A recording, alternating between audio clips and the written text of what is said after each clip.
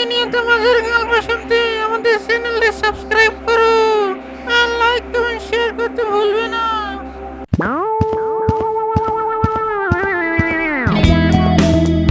তুহিন ভাই, আর কথা বাড়াইও না।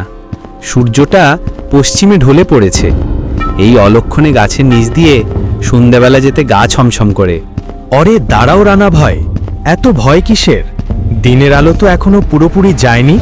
তাছাড়া ভয় তো রাতে। শুনেছি সেই শাকচুন্নি নাকি আমাবস্যার রাতেই বের হয়। তুমি কিছুই জানো না তুহিন ভাই।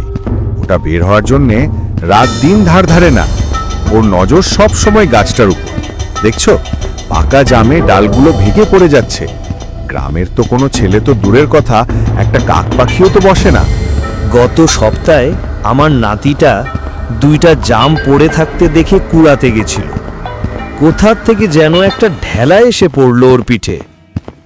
ছেলেটা ভয় আর ব্যথায় এমন চিৎকার দিছে, 2 দিন হলো ওর গা থেকে জ্বর কমেই না। শুধু কি জামের লোভ? ওর লোভ তো আরো সাংঘাতিক, অন্য কোনো জিনিসের উপর। যদি কেউ বাজার থেকে মাছ কিনেই রাস্তা দিয়ে নিয়ে যায়, তাহলেই তার পিছু ছাড়ে না। গন্ধ শুকে শুকে একদম ওর বাড়ি পর্যন্ত চলে গিয়ে পৌঁছে। ঠিক বলেছ। পশ্চিম পাড়ার ছবেদা ভাবির কথা মনে আছে? বাজার থেকে বড় কাতলা মাছ নিয়ে বাড়ি ফিরছিলেন। উনি তো প্রথমে খেয়ালই করেননি। বাড়ি গিয়ে যেই না মাছটা কড়াইতে দিলেন, তখনই রান্নাঘরে আচমকা বাতাস। ভাবি লবণ আনতে ঘর থেকে ফিরে এসে দেখেন কড়াইতে মাছ নাই, একটা মাছের টুকরাও নাই।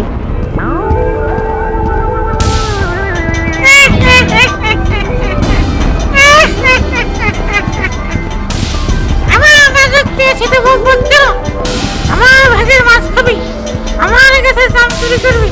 বেড়া, তোদের দেখাচ্ছি।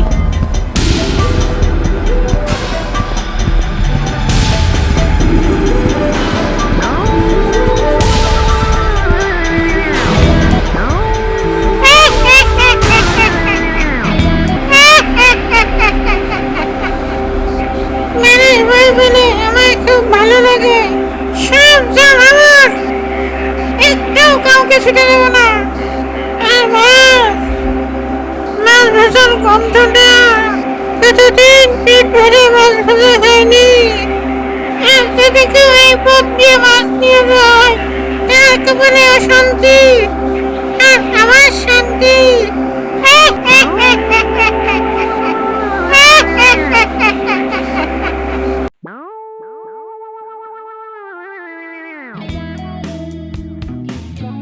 বাবা, আজকের ইলিশ মাছটা খুব ভালো হয়েছে।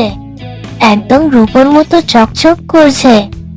মা যখন ভাজবে পুরো বাড়ি গন্ধে ভরে যাবে। হ্যাঁ মা, অনেক জেলের কাছ থেকেই সেরা মাছটাই বেছে নিয়েছি। অনেক দিন পর তুই ইলিশ মাছ খেতে চেয়েছিস, ভালো জিনিস না নিলে হয়? আর কাঁচা জলপাইগুলো কি সুন্দর, টক টক গন্ধ বেরোচ্ছে। মাকে বলবে কিন্তু জাল দিয়ে আচার বানাতে। আমি আচার দিয়ে মাছ ভাজা খাবো। সব বলবো। তোর মা তোর কথা ফেলার মানুষ না। তোর জন্য আচারও হবে, মাছ ভাজাও হবে। চল তাড়াতাড়ি বাড়ি যাই, তোর মা আবার চিন্তা করবে।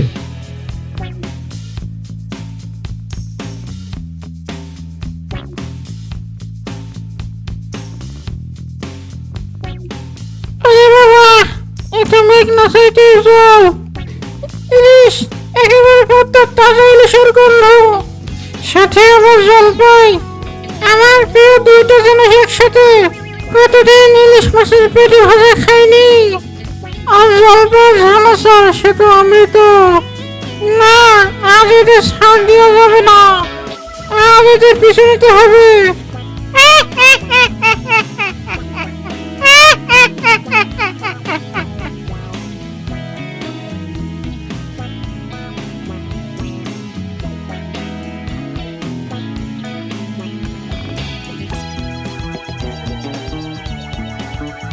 মা, তাড়াতাড়ি বাইরে আসো। বাবা দেখো তোমার জন্য কি নিয়ে এসেছে। কি এনেছে? এত চেঁচামেচি করছিস কেন? ওমা, এ তো বিশাল একটা ইলিশ। কি সুন্দর দেখতে। আজ তো ভালোই খাওয়া দাওয়া হবে। শুধু ইলিশ মাছ না, বাবা জলপাইও এনেছে। তুমি আজকেই মাছ ভেজে দিবা, আর জলপাই দিয়ে ঝাল করে খুব সুন্দর করে আচার বানায় দিবা। আমার খুব খেতে ইচ্ছা করছে। আচ্ছা ঠিক আছে আমার সোনা মা, তোর ইচ্ছা কি আমি ফেলতে পারি? তবে শোন, আজ শুধু মাছটাই ভেজে দিচ্ছি। আচারের জন্য তো তেজপাতা, শুকনো লঙ্কা, পাঁচফোড়ন আরো কত কিছু লাগে, ওইগুলো তো ঘরে নাই। কাল তোর বাবাকে দিয়ে সব আনিয়ে নিব, তারপর কালকেই আচার বানিয়ে দিব। হ্যাঁ শারমিন, তুমি ঠিক কথাই বলেছো। আচার বানাতে তো সময় লাগে, তুমি আজ ইলিশ মাছটাই ভালো করে ভাজো। আমি বরং পুকুর থেকে ভালো করে হাত মুখ ধুয়ে আসি, খিদেতে পেট চোচো করছে। ঠিক আছে, কাল কিন্তু সত্যি সত্যি আচার বানায় দিবা। হবে হবে আমার সোনা মা, তুই আগে ঘরে যা।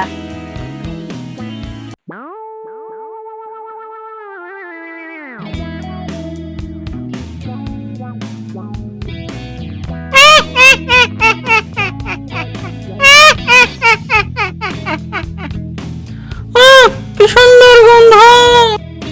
আর তো সহ্য করতে পারছি না। এই মেয়েটা কি রান্নাঘর থেকে একবার বের হবে না? এতগুলো মাছ এই ছোট প্লেটে ধরবে না, তার থেকে বরং ঘর থেকে বড় গামলাটা নিয়ে আসি, ওইটাতে রাখে মাছগুলো ভাঙবে না। কি স্বাদ, একেবারেই অমৃত! এমন মচমচে ভাজা ইলিশ কবে খেয়েছি মনেই পড়ে না।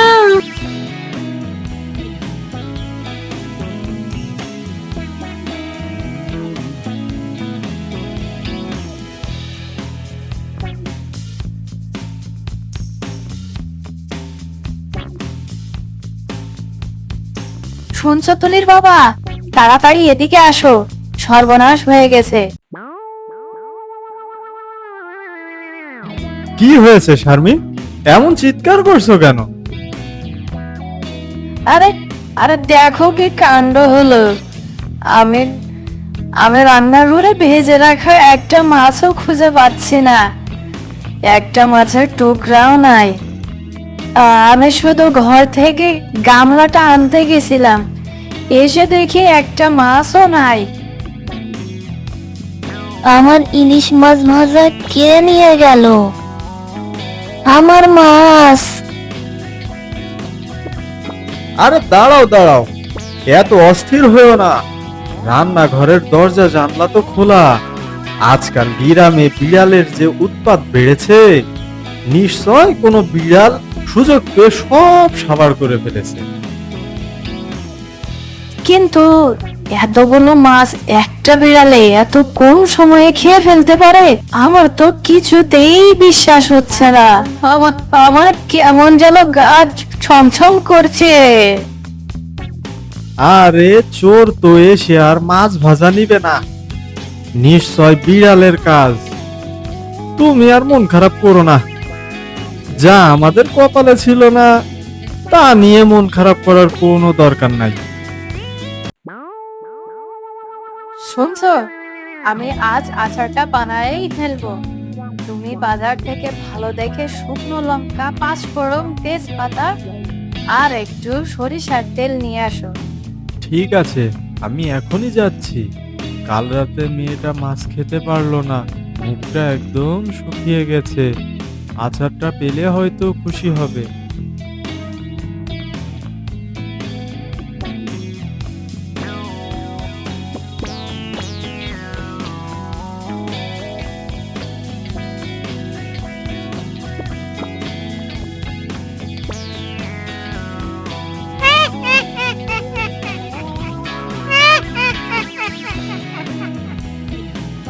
মা, কি দারুণ গন্ধ!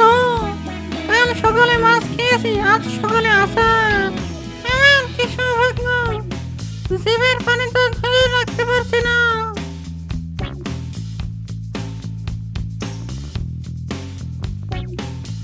ধুর, এই মেয়েটা তো আজ নড়াচড়া করছে না, সাথে এই পিচ্চি মেয়েটাও আছে। এইভাবে তো আচার চুরি করা যাবে না।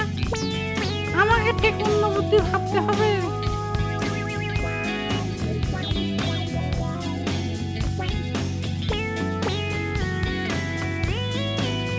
কয়েকদিন রোদে থাকলে অনেক ভালো লাগবে খেতে, আর অনেক দিন ভালো থাকবে। মা, আমি একটু চেখে দেখি কেমন হয়েছে।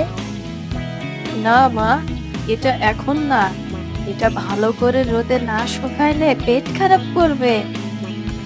এখন রোদে শুকাক, চলো আমরা ঘরে যাই।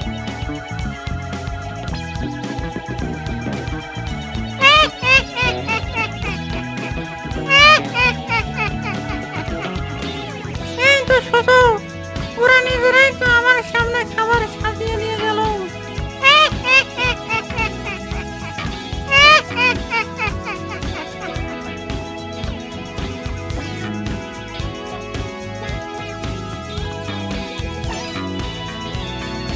কি সুন্দর দেখতে, আর গন্ধটাও কত সুন্দর। এইবার খাওয়ার পালা।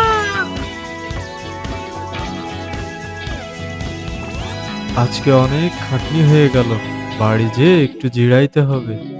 আরে কি ব্যাপার, এই ভর দুপুরে গাছের ডালে কে বসে আছে? তার মানে তুই সেই শয়তান, কাল আমাদের মাছ তুই খেয়েছিস আর আজ আচার চুরি। দাঁড়া, আজ তোর একদিন আর আমার 2 দিন। এই কি হয়েছে তোমার? তুমি অমন করে চেঁচাচ্ছ কেন? এই কি, আচারের বয়াম তো নাই, তার মানে কি? হ্যাঁ শারমিন, আমি ঠিক দেখেছি, ওই শাকচুন্নিটা আমাদের আচার চুরি করে খাচ্ছিল। কাল তাহলে ওই আমাদের মাছ চুরি করে খেয়েছে, ও আমাদের বাড়ির উপর নজর দিয়েছে। এখন কি হবে? ও তো ছাড়বে না আমাদের। দেখি কি করা যায়, চুপ করে বসে থাকলে তো আর হবে না।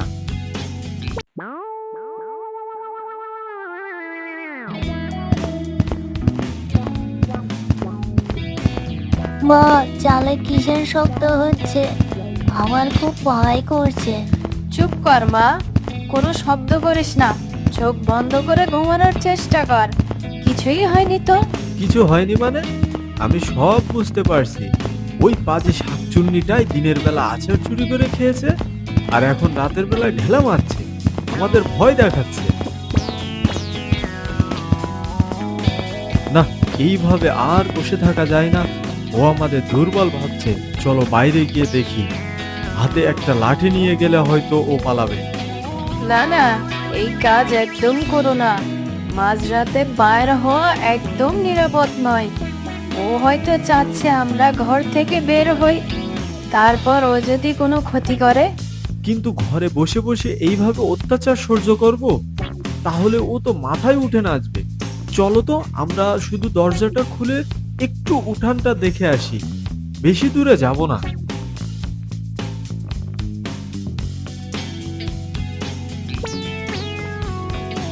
দেখেছো, কেউ কোথাও নাই। খুব চালাক, আমরা বের হব বলে লুকিয়ে পড়েছে। চলো ভিতরে যাই, আর বাইরে থেকে লাভ নাই।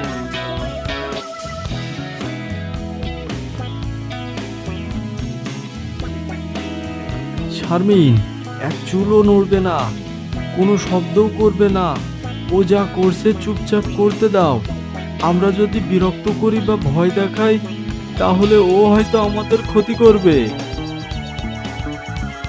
আমার কথা শোনো, আমরা ওকে না দেখার ভান করে বিছানায় চুপচাপ শুয়ে পড়ি। চলো।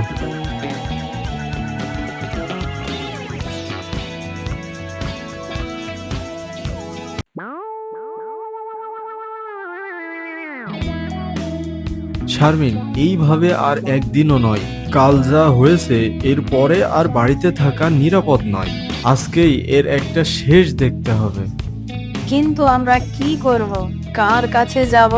গ্রামের লোক ওর ভয়ে ওই জাম গাছের দিকে তাকাতেই সাহস পায় না। আমাদের পাশের গ্রামে একটা জ্ঞানী ওঝার কথা শুনেছি।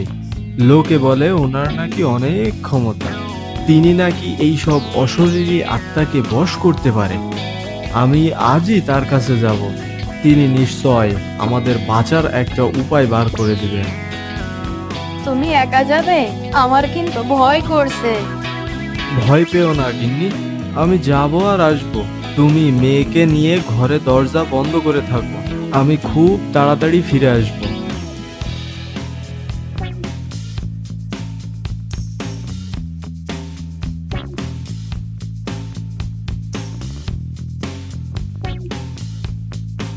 এসো বাবা, তোমার মুখ দেখে মনে হচ্ছে তুমি কোনো সাধারণ সমস্যায় পড়নি।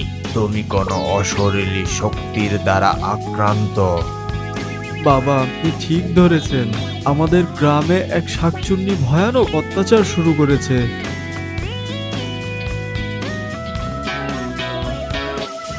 এই তেলটুকু নিয়ে যাও, এটা সাধারণ কোনো তেল নয়, এটা মন্ত্র দিয়ে বানানো হয়েছে। তোমার বাড়িতে যে শেষ আচারের বয়ামটা আছে ওইটাতে ভালো করে মিশিয়ে দিবে। তারপর কি করতে হবে? তারপর ঠিক আগের মতো আচারের বয়ামটা তোমাদের উঠানে রোদে দিয়ে রাখবে। লোভী শাকচুন্নিটা আচার চুরি করার জন্য আবার আসবে। যখনই ও এই মন্ত্র পড়া আচারটা খাবে তখনই তার অশরীরী শরীরটা আগুন ধরে যাবে, সে জ্বলে পুড়ে ছাই হয়ে যাবে। আপনাকে অনেক ধন্যবাদ, আপনার কথা মতো আমরা কাজ করব।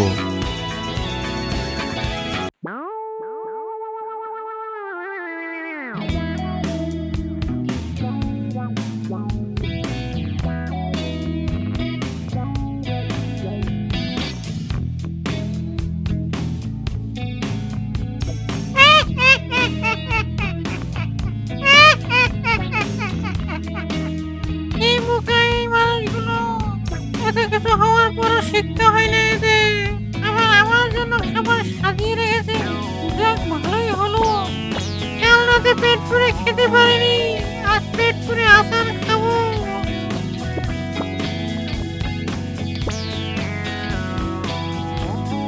এ কি এটা? আমার মুখ আমার জিভ পুড়ে যাচ্ছে কেন? ওরে বাবারে, এ কি আগুন! আমার শরীরে যেন কেউ আগুন ধরিয়ে দিয়েছে। আমি জ্বলে গেলাম, পুড়ে গেলাম, বাঁচাও আমাকে। বাবা, ওই পাজি শাকচুন্নিটা মরে গেছে, ও আর আসবে না।